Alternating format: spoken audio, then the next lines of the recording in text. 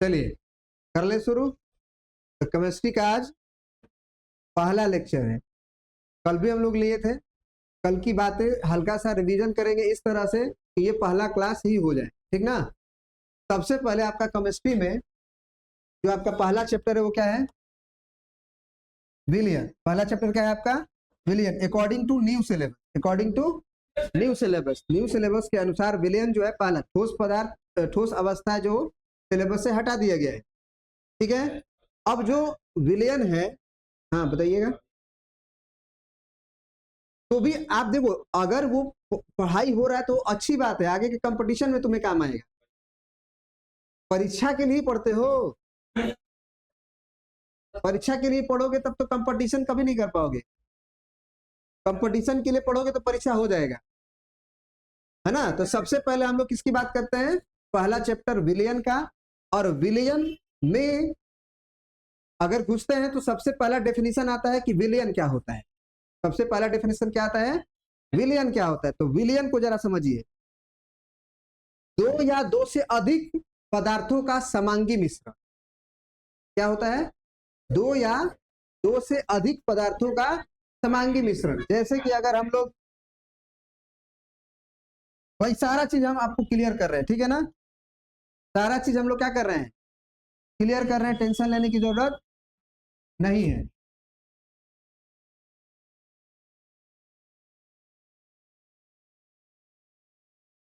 अगर मान लो तुम एक ग्लास लिए और उस ग्लास में शक्कर डाले, क्या डाले? शक्कर डाले और पानी डाले। क्या डाले? पानी। शक्कर मान लो 5 ग्राम डाले या 50 ग्राम डाल लो, और पानी जो है वो 200 ग्राम डाल। देखो अब पढ़ाई शुरू हो गया है तो हम चाहेंगे कि आप लोग बात ना करें, इधर कंसंट्रेट हो जाए। कोई दिक्कत? शक्कर और पानी को अच्छे तरह से क्या कर दिया गया? घोल दिया गया। ऐसा नहीं है कि नीचे कुछ चीनी बैठा हुआ है, पूरी तरह से वो शरबत बन चुका है, घुल चुका है। अगर हम आपसे पूछें कि अगर 0.1 के जगह पे और 0.12 के जगह पे आप टेस्ट करिएगा तो दोनों का टेस्ट अलग होगा या सेम होगा? सेम होगा, अलग अलग नहीं ना होगा, क्योंकि अच्छी तरह से चीनी को हम लोग घोल दिए। तो विलियन भी यही होता है। दो या अगर इसमें हम कुछ चीनी भी डाल, मान चीनी की तो डाले ही है, शक्कर तो डाले ही है, अब हम नमक डाल देते हैं। क्या डाल देते हैं? नमक। नमक डाल देते हैं 20 ग्राम। नमक क्या डाल देते हैं जी? 20 ग्राम। और उसको भी हम लोग अच्छे से मिला देते हैं। तो ये पूरी तरह से जो मिश्रण बन के तैयार होगा उसमें 0.1 का जो टेस्ट होगा और 0.2 का जो टेस्ट होगा वो सेम होगा। बोलो। तो केमिस्ट्री की भाषा में टेस्ट नहीं कहते हैं, केमिस्ट्री की भाषा में संगठन कहते हैं। यानी कि 0.1 का जो संगठन हुआ और 0.2 का जो संगठन हुआ वो एकदम सेम होगा, ठीक है। तो विलियन का वही मतलब ऐसा ही होता है। एक दूसरा एग्जांपल लेते हैं। अब इस एग्जांपल में क्या करते हैं कि हम कुछ मट्टी डालते हैं। 50 ग्राम क्या है? मिट्टी डालते हैं। 50 ग्राम मिट्टी डाले और 500 ग्राम जल डाले, ठीक है। और इसको भी हम लोग क्या कर दिए? अच्छी तरह से घोल दिए। यानी ग्लास लिए, उसमें मट्टी डाले और फिर पानी डाले, उसको अच्छी तरह से घोल दिए। अब जो मिश्रण तैयार हुआ है, क्या वो मिश्रण का 0.1 का जो संगठन हुआ और 0.2 का जो संगठन हुआ, 0.1 का जो संगठन हुआ और 0.2 का जो संगठन हुआ वो सेम होगा या अलग होगा?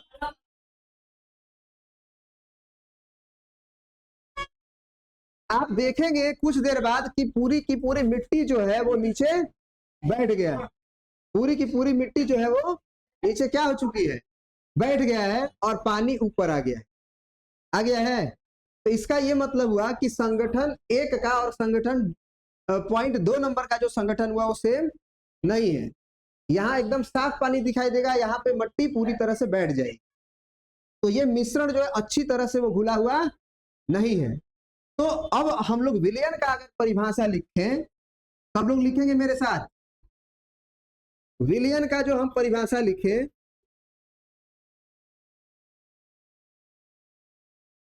तो क्या लिखेंगे?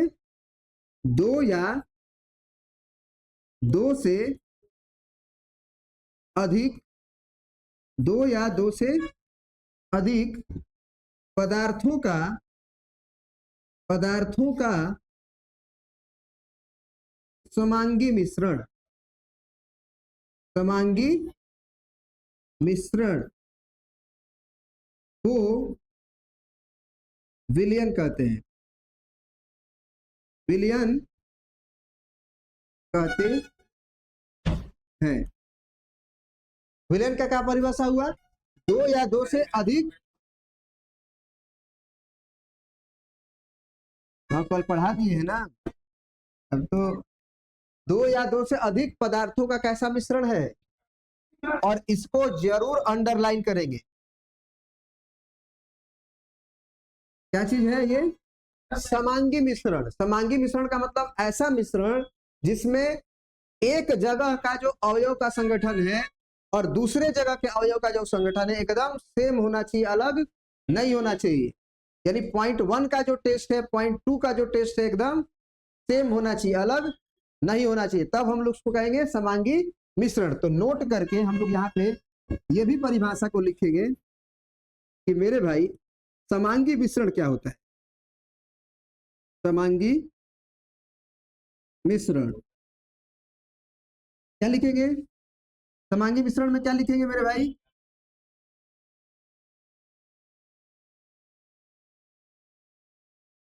ऐसा मिश्रण, लिखते जाएंगे, हम आके कॉपी चेक करेंगे।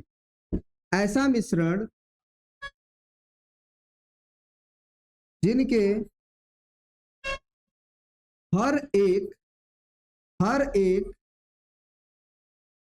जगह, हर एक जगह का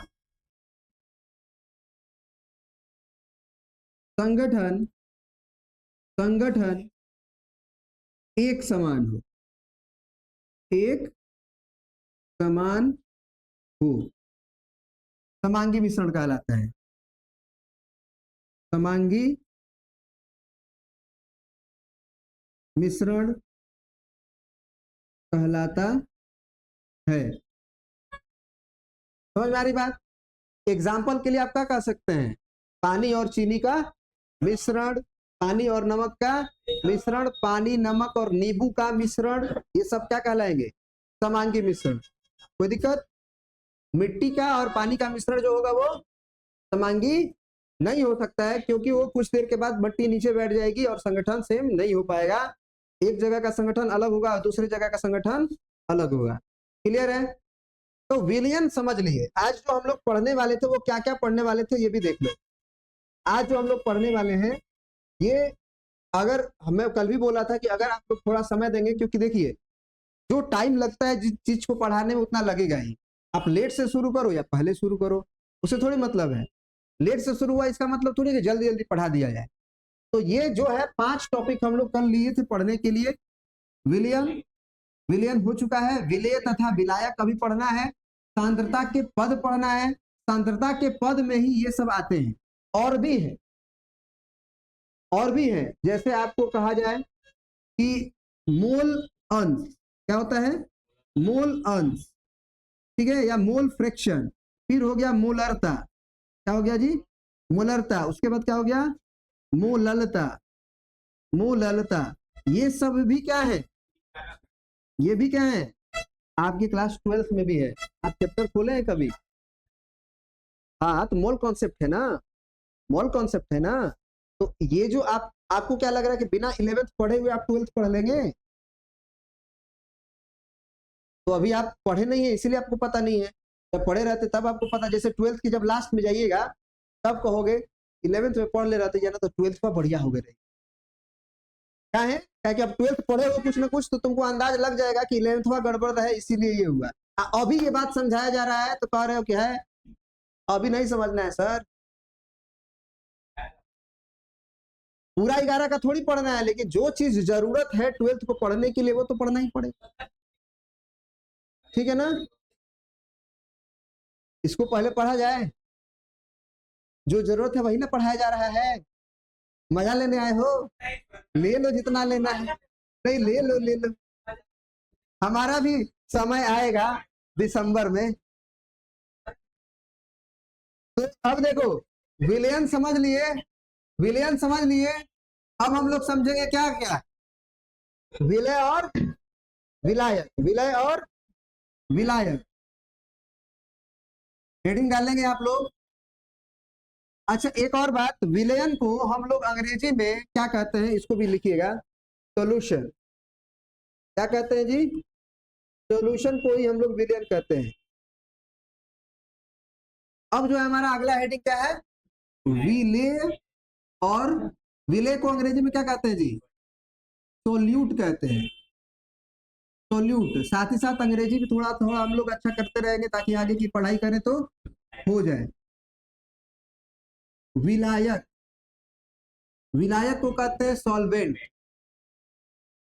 विलायक को क्या कहते हैं जी? सॉल्वेंट।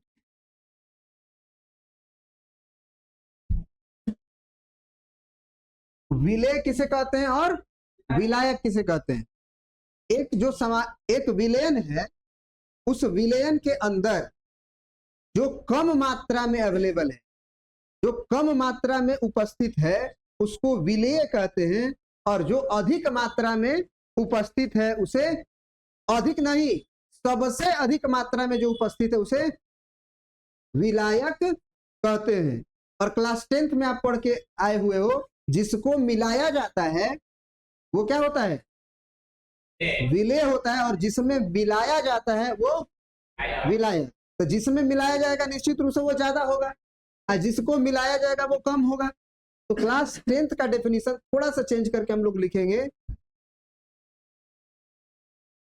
विलेय को अगर लिखना चाहें, विलेय यानी कि सोल्यूट को हम लोग लिखना चाहें तो क्या लिखेंगे?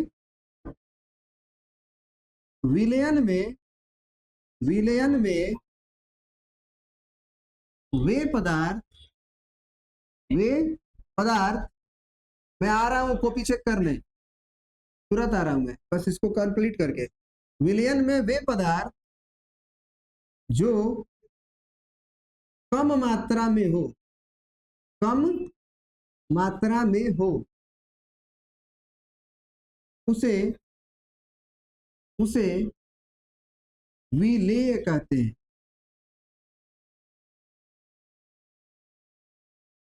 कहते हैं। अब अगला डेफिनेशन क्या होगा हम लोग का?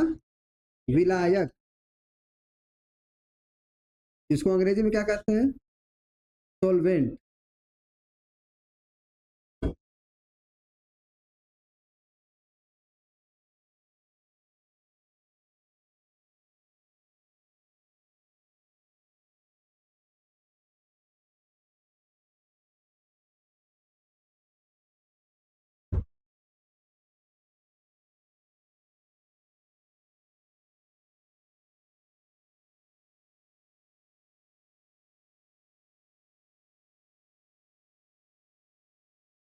विलयन में वे पदार्थ जो सर्वाधिक मात्रा में हो, क्या लिखेंगे?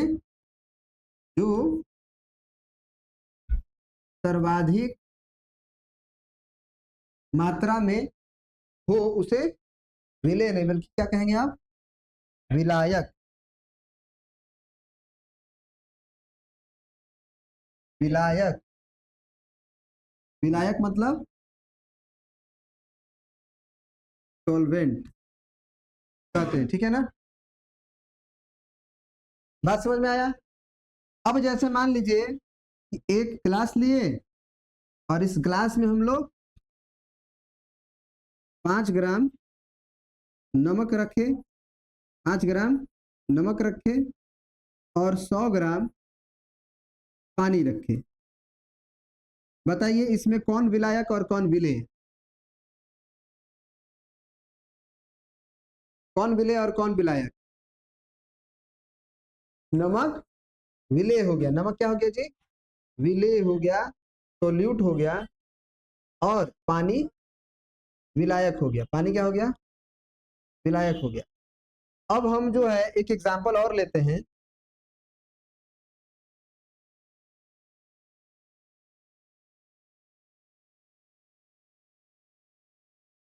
एक विलयन के अंदर 5 ग्राम शक्कर है, खड़ा करा के पूछेंगे अभी हम, कोई बोलेगा नहीं मन में। 10 ग्राम नमक है,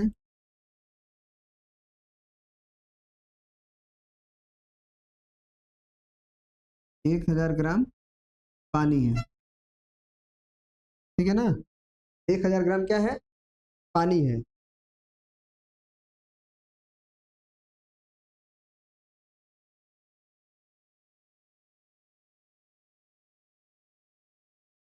लिख लिया यहाँ तक? बोलिए, चलिए आप बताइए। ये जो एग्जाम्पल लिए हैं अभी, इधर से नहीं दिख रहा है ना तुम लोगों को? दिख रहा है ना? तो इस एग्जाम्पल में कौन विलेय है और कौन विलायक है? एक विलयन है जो तैयार है 5 ग्राम शक्कर से, 10 ग्राम नमक से और 1000 ग्राम पानी से। इसमें विलेय कौन है और विलायक कौन है?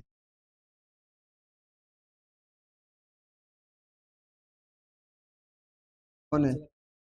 5 ग्राम शक्कर, बस? दोनों? एक तो केवल 5 ग्राम शक्कर। ये कंफ्यूजन बच्चों के सामने आता है कि जब 2 को कम हो जाए और 1 को सबसे अधिक हो जाए, तब किसको विलेय और किसको विलायक कहेंगे। तो डेफिनेशन को पढ़ो। हम डेफिनेशन में एक एक वर्ड को एकदम ध्यान से लिखे हैं। विलयन के अंदर जब डेफिनेशन लिखे हैं तो क्या लिखे हैं, और जबकि विलायक में जब लिखे हैं तो वे लिखे हैं, और विलेय में लिखे हैं तो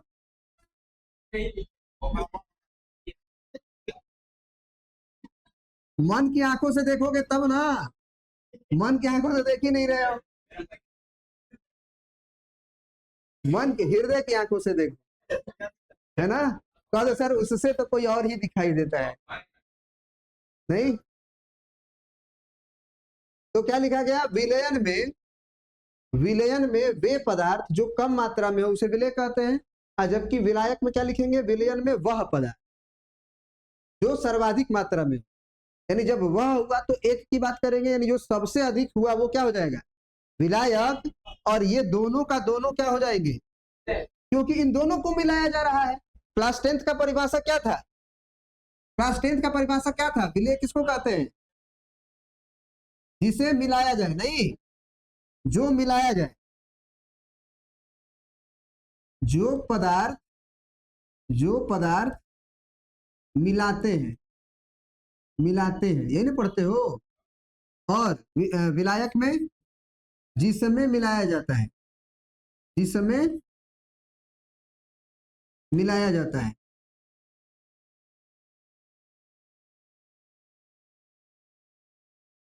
जिसमें मिलाया जाता है, मात्रा बराबर होगा ही नहीं। अभी एक एग्जांपल भी देते हैं, कि जैसे मान के चलो, अरे भैया आप कह ही रहे हैं कि वो होगा ही नहीं, जब होगा तो विलियन बनेगा ही नहीं। देखो बता रहे हैं क्या बन जाएगा। कभी दुकान पे गए हो, गीला चीनी मिलता है, गीला चीनी, गीला चीनी नहीं मिलता, पानी डाल के बेचता है, सब भारी हो जाएगा चिनिया। अब सुनो सुनो, मान लो तुम 50 केजी का एक बोरा लिए, बोरा 50 केजी का नहीं, उसमें चीनी भरा है। तो एक 50 केजी का शक्कर भरा हुआ चीनी है, उसमें कल जो बोले थे वो लोग उत्तर नहीं देंगे, जो लोग आज नए पढ़ रहे हैं केवल वही उत्तर देंगे, ठीक है ना, क्योंकि कल तो हम बता दिए थे। तो 50 केजी का एक शक्कर का बोरी है, उसके अंदर 1 गिलास पानी डाल दिया गया, 1 गिलास केवल, 1 गिलास केवल, जो नॉर्मल गिलास से हम लोग पानी पीते हैं। कितने बोरी में? 50 केजी चीनी का एक बोरी में। अब बताओ कौन विलेय कौन विलायक? जो लोग कल नहीं बताए थे वो बताएंगे, प्लीज करके आंसर, जवाब आप नहीं देंगे किसी को। चलिए आप बता दीजिए, आपके आगे। हाँ, तो इसीलिए ना उनसे पूछ रहे हैं। अभी अभी आपको पढ़ाया गया कि जिसमें जो अधिक मात्रा में उसको विलायक कहते हैं, जो कम मात्रा में हो वो विलेय होता है। खड़े हो जाइए। तो 50 केजी के बोरी में 1 गिलास पानी डाल दिया गया है, बताइए कौन विलेय है और कौन विलायक है? शक्कर क्या है? विलायक है, और विलेय कौन है? पानी हो जाएगा। ये भी कंफ्यूजन बच्चों के अंदर आता है, इसीलिए दोनों कंफ्यूजन, ऐसा कंफ्यूजन जो बच्चे के अंदर रह जाता है उसको दूर करना हमारा कर्तव्य है, नहीं तो वो कंफ्यूजन हमेशा रहेगा। यहां पे सबसे पहले ये बताओ कि विलयन बनेगा? विलयन किसको कहते हैं? पहले डेफिनेशन पे जाओ।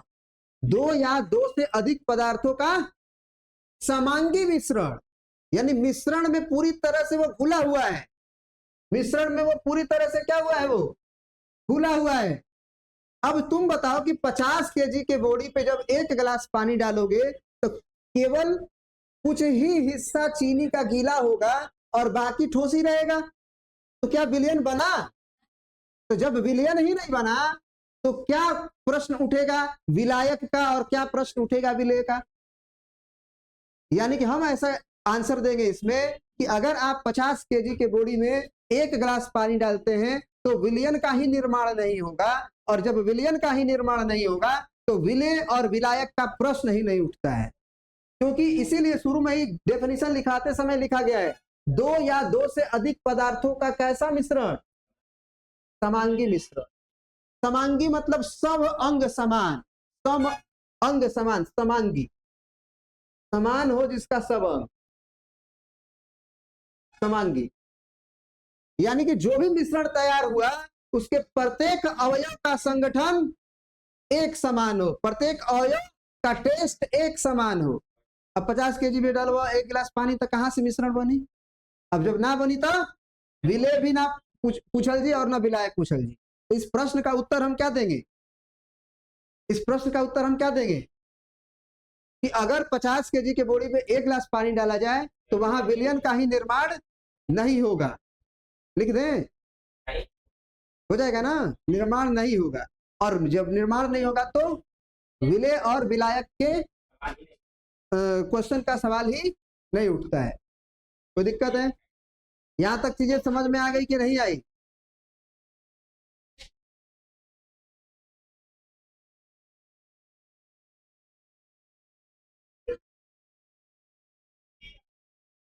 अब एक बात हम लोग समझते हैं, मान लो एक गिलास है, उसके अंदर हम लोग क्या करते हैं 12 ग्राम शक्कर डालते हैं और पानी की मात्रा 100 ग्राम करते हैं। 100 ग्राम पानी, 100 ग्राम पानी। अब एक हम लोग दूसरा ग्लास बनाते हैं,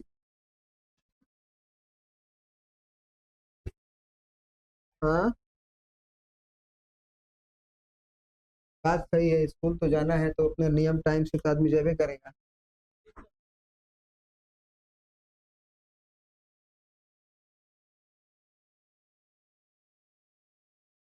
पूरा कहाँ सेलेक्ट हो रहा है बे?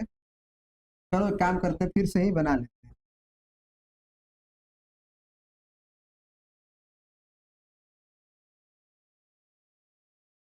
अब इसमें क्या कर देते हैं, 12 ग्राम की जगह पे 8 ग्राम कर देते हैं।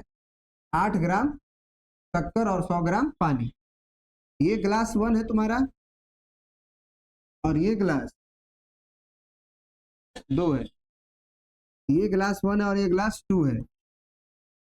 चलो बताओ इसमें कौन ग्लास में जो शरबत बनेगा, मिश्रण बनेगा, मिक्सचर बनेगा, वो ज्यादा मीठा होगा? निश्चित रूप से जो विलायक है पानी, उसकी मात्रा तो सेम है जी। विलायक जो है पानी, जो अधिक मात्रा में अवेलेबल है, वो तो सेम है। विलेय ज्यादा जिसमें होगा उसकी मिठास ज्यादा होगी। तो केमिस्ट्री की भाषा में, रसायन शास्त्र की भाषा में हम लोग ये नहीं कहेंगे कि कौन मीठा ज्यादा है, बल्कि हम ये बोलेंगे कि जो ग्लास 1 है और ग्लास 2 है उसमें सांद्रता का अंतर है।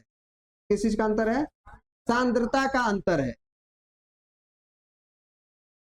क्या समझ में आ रहा है? ग्लास 1 मीठा है, ग्लास 2 थोड़ा कम मीठा है, ये हम नॉर्मल भाषा में कहेंगे, लेकिन जो रसायन शास्त्र की भाषा है, केमिस्ट्री की भाषा, उसमें हम क्या बोलेंगे, इसमें जो सांद्रता का अंतर है। ठीक है? यानी कि एक विलयन को दूसरे विलयन से पृथक करने के लिए, या एक विलयन के अंदर कितना विलेय है और कितना विलायक है इसको पढ़ने के लिए, या एक विलयन में विलेय और विलायक के आपसी संबंध के अध्ययन को करने के लिए कुछ पदों की जरूरत पड़ती है, और वो पद को ही हम लोग सांद्रता के पद कहते हैं। समझ में आ रही बात?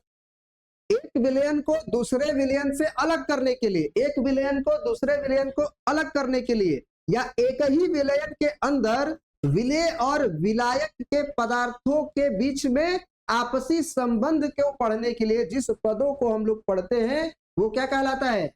सांद्रता के पद कहलाते हैं। और जो सांद्रता का पद होता है वो बहुत प्रकार का होता है, जिसमें पहला है हमारा क्या?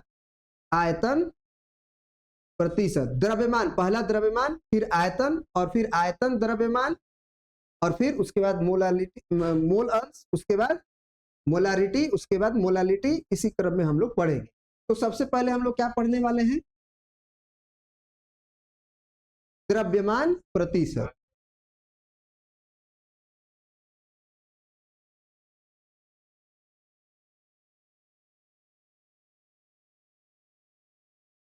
अब द्रव्यमान प्रतिशत क्या है इसको समझते हैं। द्रव्यमान प्रतिशत किसको कहते हैं इसको समझिए। जैसे मान लीजिए एक गिलास है, इसके अंदर मान लो ए है, एक ए पदार्थ ऐड किया गया और एक बी पदार्थ ऐड किया गया। मान लीजिए कि ए को हम क्या कह रहे हैं? विलेय कह रहे हैं। ए को क्या कह रहे हैं? विलेय कह रहे हैं। और बी को हम क्या कह रहे हैं? विलायक कह रहे हैं। इससे सीधा प्रश्न न्यूमेरिकल्स बनता है, याद रखना एग्जाम में। और हर चीज को अगर ध्यान से नहीं पढ़ोगे तो उस पढ़ने का कोई महत्व नहीं है। इसीलिए मैं बोल रहा हूं कि बात कम करो और इधर ध्यान दो। बात करने का अगर इच्छा हो रहा है तो आगे आके बैठ जाओ, इच्छा खत्म हो जाएगा। नहीं खत्म हो जाएगा? आगे आओगे तो भी पीछे मुड़ मुड़ के बात करोगे। हाँ, नहीं तो आगे आ जाओ ना। उसी आदत को छोड़ने का तरीका है ये। आराम से कुर्सी लेके आओ, आगे बैठ जाओ। तो हमने क्या बोला कि एक ग्लास है, उसके अंदर हमने क्या मिलाया? विलेय मिलाया और विलायक मिलाया। मान लेते हैं कि ए विलेय का द्रव्यमान, ए विलेय का द्रव्यमान एम ए है। क्या है जी? M A. एम क्यों होता है? मास। मास का मतलब द्रव्यमान। याद रखना, अंग्रेजी में द्रव्यमान को क्या कहते हैं? द्रव्यमान को क्या कहते हैं? मास कहते हैं। तो एम ऑफ ए का मतलब विलय ए का द्रव्यमान, विलय ए का द्रव्यमान। मान लेते हैं बी विलायक का द्रव्यमान, बी जो कि विलायक है का द्रव्यमान क्या हो जा रहा है? एम बी है। समझ में आया? अगर हम बोले कि अब जरा बताओ कि क्या विलयन का द्रव्यमान क्या होगा? विलयन का द्रव्यमान क्या होगा? विलयन का द्रव्यमान क्या होगा? विलेय का द्रव्यमान प्लस विलेय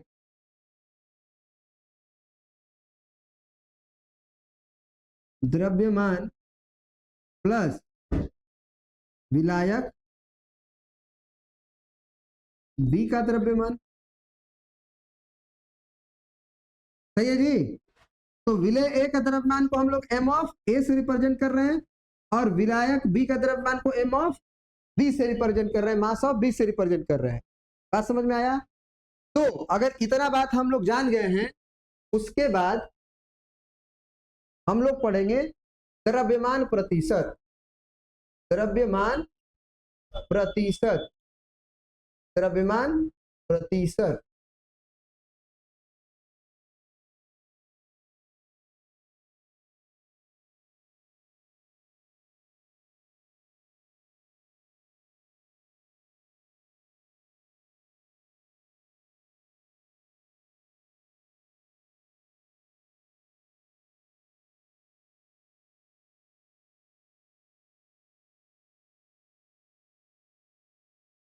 तो जानते हो 2 को पेज ऐड हो चुका है और जिसके कारण से ये सेलेक्ट नहीं हो पा रहा है।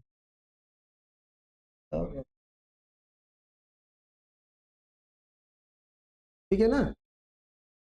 द्रव्यमान तो हम लोग क्या कहते हैं अंग्रेजी में, मास कहते हैं, इसको हम लोग अलग जगह लिख दिए।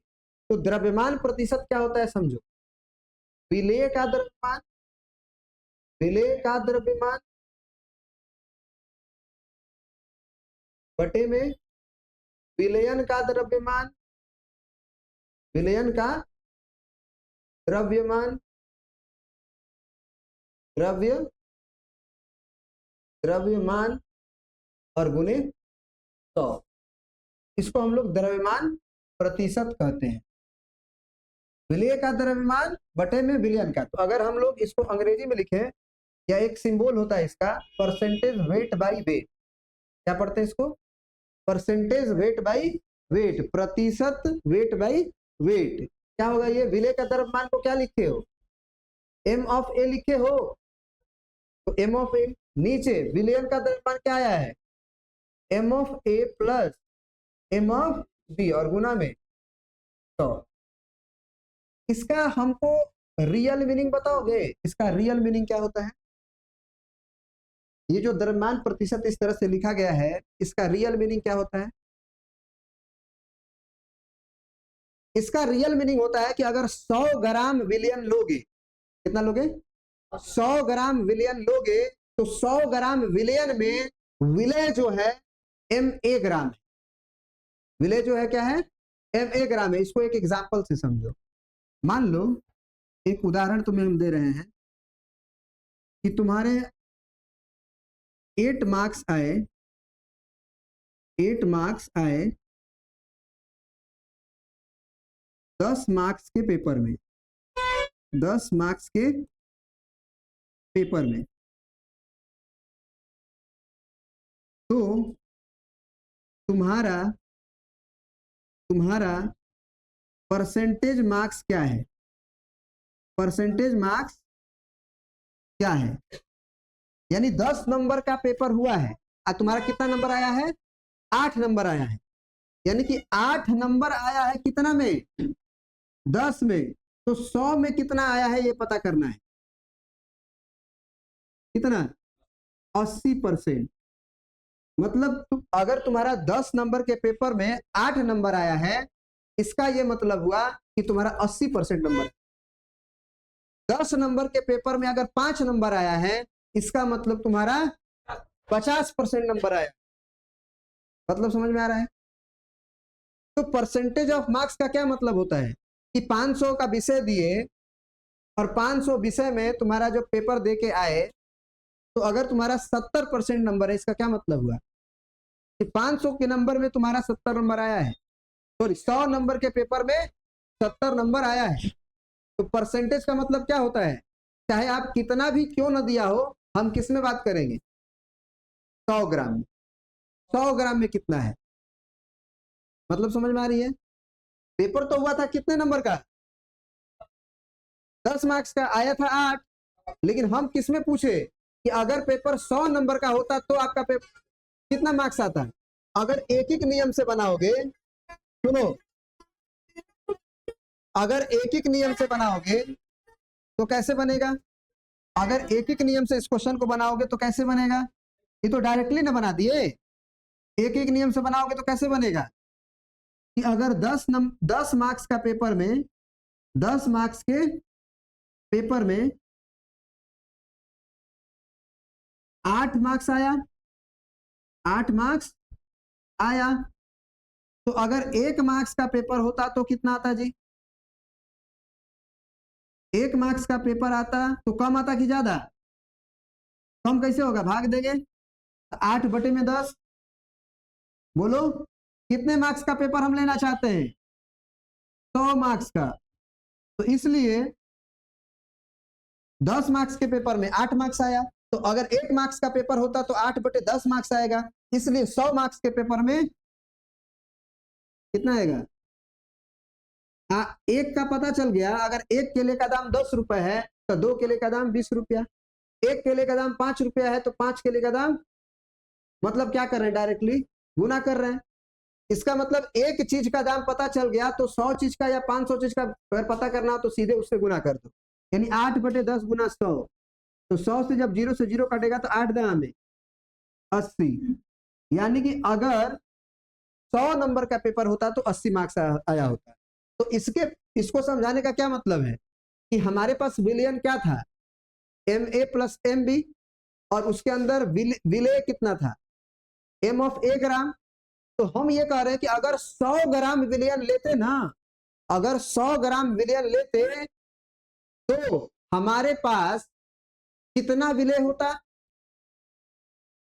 M(A/M(A) + M(B) × 100%। जैसे कि आप यहां बोल रहे हो ना कि 80% होता, 100 नंबर का पेपर लेते तो 80 आता, तो उसी बेसिस पे ये भी कहोगे कि अगर हम 100 ग्राम विलयन लेते, यानी कि अब हम परिभाषा लिखने वाले हैं कि यदि विलयन का 100 ग्राम भार भागों में M(A) ग्राम विलेय है तो आयतन प्रतिशत क्या होगा, M(A/M(A) + M(B) × 100। कोई दिक्कत है? अब इसके ऊपर एक क्वेश्चन बनाया जाए तब और क्लियर हो जाएगा। बोलो, इसके ऊपर एक प्रश्न बनाया जाए। जैसे मान लीजिए ये क्वेश्चन है कि क्वेश्चन नंबर दूसरा, पहला किए थे ना हम लोग चीनी वाला, दूसरा हो गया कि 20 ग्राम शर्करा को 80 ग्राम जल में घोला गया तो शर्करा का द्रव्यमान प्रतिशत क्या हो। क्वेश्चन क्या है, 20 ग्राम शर्करा को, यानी कि हमारे पास इसमें विलेय क्या हुआ, बताओ विलेय कौन हुआ, शर्करा हुआ कि जल हुआ। तो विलेय A, विलेय शर्करा, विलेय शर्करा का कितना मात्रा है, 20 ग्राम है जी। यानी कि अगर हम विलेय को 1 बोल रहे हैं, A विलेय शर्करा, तो इसको अगर हम 20 ग्राम लिख रहे हैं तो इसको हम लोग M(A) से रिप्रेजेंट करते हैं और वो क्या है, 20 ग्राम है जी। अगर मैं बोलूं B विलायक, एकदम ऐसे ही प्रश्न को लिखोगे तो पूरा का पूरा नंबर मिलेगा। B विलायक कौन, जल, B विलायक जल क्या है, अगर हम इसको M(B) मान रहे हैं तो ये कितना है, 80 ग्राम। यहां पे ये भी लिख लेंगे A विलेय शर्करा का द्रव्यमान, उसके बाद B विलायक जल का द्रव्यमान, विलयन है इसमें। अगर हम बोले कि विलयन का द्रव्यमान क्या होगा, विलयन का द्रव्यमान क्या होगा,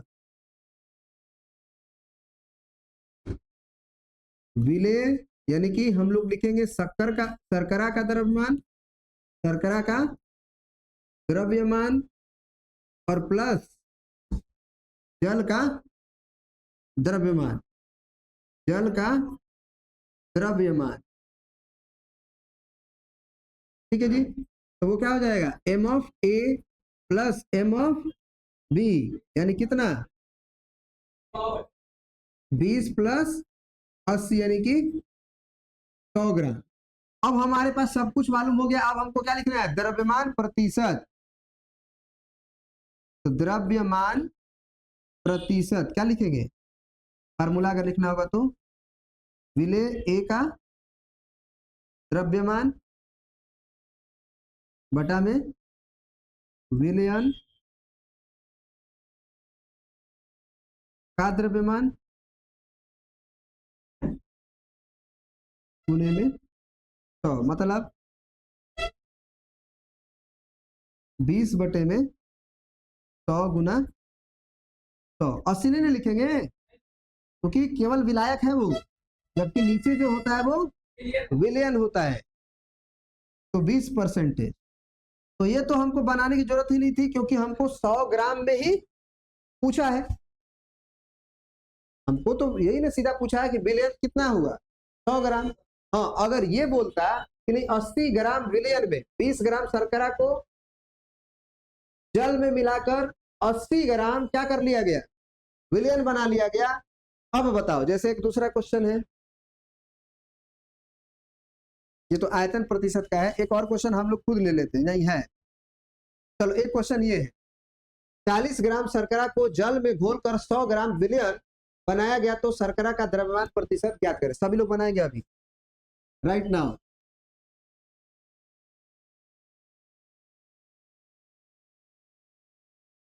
राइट नाउ फटाफट बनाइए। हमको लगा रिकॉर्डिंग में आज क्लास नहीं लगाए हैं, लगा हुआ है।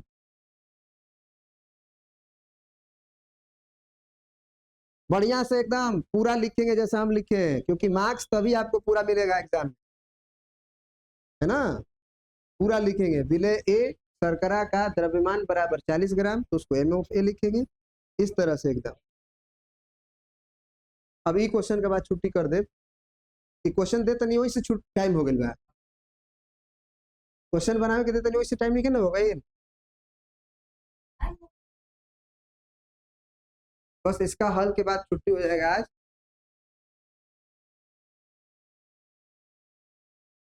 हम चाहते हैं आप लोग क्वेश्चन बनाएं।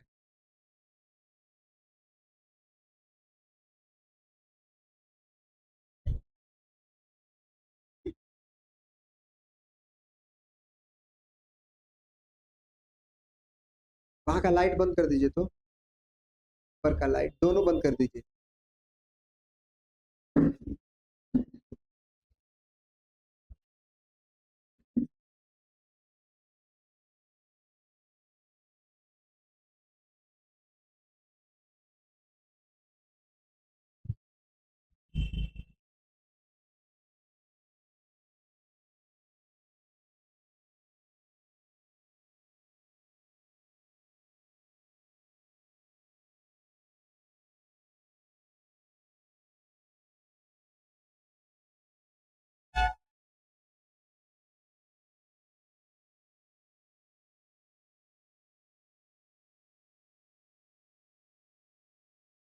अच्छा, कुर्सी अगर बाही वाला होता तो ठीक है कि यही वाला ठीक है?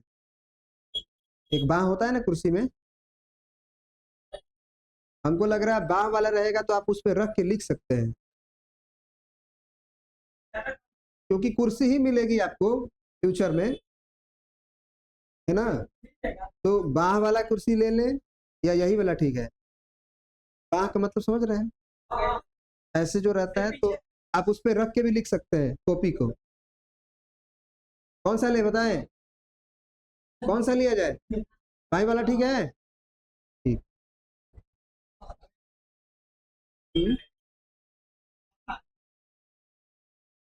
सोफा लायक फी देंगे तब सोफा भी मिलेगा, सब बैलेंस पे ही होता है।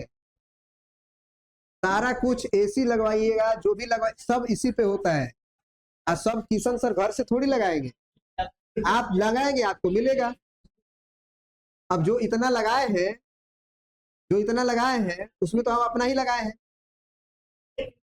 बना लिए, आंसर आ गया? कितना आया है? 40% जो उत्तर है वो बिल्कुल क्या है, गलत नहीं है। गलत नहीं है, क्योंकि अभी विलयन कितना है, 100 ग्राम विलयन है जी। तो विलयन ही जब 100 ग्राम है तो जितना विलय होगा वही ना उसका परसेंटेज हुआ, तो इसको बताने की जरूरत नहीं थी। एक छोटा सा और क्वेश्चन कर लें। यहाँ पे अगर लिख के करना हो तो कैसे लिखेंगे? विलय ए, जिसको कि आप क्या कह रहे हैं, शर्करा, शर्करा का द्रव्यमान क्या है, द्रव्यमान जिसको कि आप लिखने भी सीखिए ना, एग्जाम में ऐसे ही लिखेंगे तभी मार्क्स मिलेगा पूरा, नहीं तो काट लेगा वो। 40 ग्राम, फिर विलयन ही सीधा दे दिया है तो विलायक लिखने की जरूरत है जी। तो विलयन A प्लस बी, विलयन A प्लस बी का द्रव्यमान, सीधा क्या लिखेंगे, M(A) प्लस M(B), वो कितना दिया है, 100 ग्राम विलयन बना दिया गया। तो जब विलयन ही है तो विलायक इसमें कितना हुआ? अगर मैं पूछूं विलायक कितना है तो क्या होगा जी, विलायक कितना है, 100 ग्राम विलायक है, विलायक कितना है, 60 ग्राम, क्योंकि 100 ग्राम विलयन है। और हम अभी अभी पढ़े हैं कि M of A plus M of B जो होता है वो किसका द्रव्यमान हो जाता है, विलयन का। तो उसमें ए का विलय, ए विलय का द्रव्यमान और प्लस बी विलायक का द्रव्यमान होता है। तो अगर इस क्वेश्चन में आपसे पूछा जाए विलायक बी का द्रव्यमान क्या है, तो वो क्या हो जाएगा, विलयन का द्रव्यमान माइनस विलय का द्रव्यमान, यानी कितना, 60 ग्राम। तो ये तो 100 ग्राम सीधा दिया है जी। तो क्या लिखेंगे, परसेंटेज वेट बाई वेट, यानी M of A plus M of A plus M of B कितना हो जाएगा, ये 40/100 और गुना में 100%,